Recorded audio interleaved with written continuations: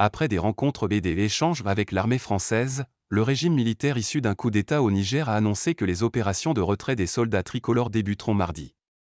Les militaires nigériens arrivés au pouvoir le 26 juillet en renversant le président élu Mohamed Bazoum s'étaient rapidement engagés dans un bras de fer avec la France, réclamant le départ de ses soldats et de son ambassadeur.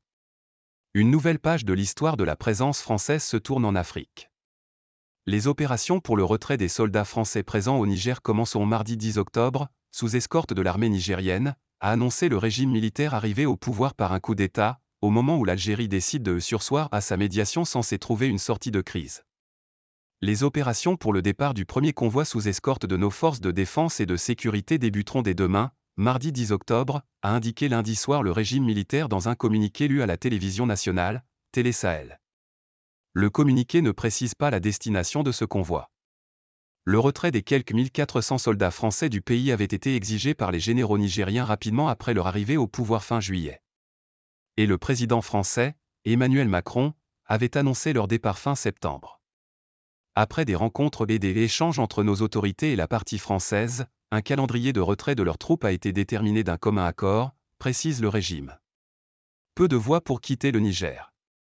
Ce week-end, plusieurs convois ont eu lieu entre les bases avancées du Nord-Ouest, où sont déployés 400 militaires, et la capitale Niamey, selon des sources sécuritaires nigériennes et françaises interrogées par l'AFP. Au moins 2 convois avaient permis aux bases de Walam et Tabaré-Baré d'être ravitaillés et à plusieurs militaires français considérés comme prioritaires d'être acheminés vers Niamey. Le ravitaillement a permis d'améliorer la situation des militaires français sur place, les réserves de rations, d'eau et de carburant, et donc l'électricité fabriquée à partir de groupes électrogènes, se comptait en jours. Cela a aussi permis de préparer leur départ de cette région dite des 3 frontières, entre Niger, Burkina Faso et Mali, où ils étaient déployés, dans la lutte antiterroriste aux côtés des Nigériens. Peu de voies sont utilisables pour quitter le Niger. Les frontières terrestres sont fermées avec le Bénin et le Nigeria. Et les Nigériens interdisent le survol de leur territoire par des avions français, civils et militaires, sauf autorisation dérogatoire. Les autres frontières ont été rouvertes avec 5 pays, l'Algérie, la Libye, le Burkina Faso, le Mali et le Tchad, où se trouve le commandement des forces françaises au Sahel, basé à N'Djamena. Si les containers français sont acheminés vers le Tchad, ils devraient ensuite transiter par le port de Douala, au Cameroun, selon une source proche du dossier. Dialogue national inclusif. Les militaires nigériens, arrivés au pouvoir le 26 juillet en renversant le président élu Mohamed Bazoum, s'étaient rapidement engagés dans un bras de fer avec la France, réclamant le départ de ses soldats et de son ambassadeur.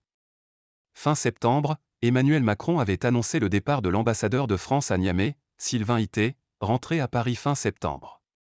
De son côté, l'Algérie a annoncé lundi sursoir à sa médiation censée trouver une sortie de crise au Niger, jusqu'à l'obtention des clarifications qu'il estime nécessaires au sujet de la mise en œuvre de la médiation algérienne au Niger. L'Algérie avait proposé fin août un plan détaillé de transition de 6 mois. Début octobre, le régime nigérien avait toutefois rappelé que la durée de la transition serait uniquement fixée par un dialogue national inclusif. Quelques jours après son arrivée au pouvoir, le général Abdourahmane Tiani avait annoncé une transition d'une durée maximum de 3 ans. Avec AFP.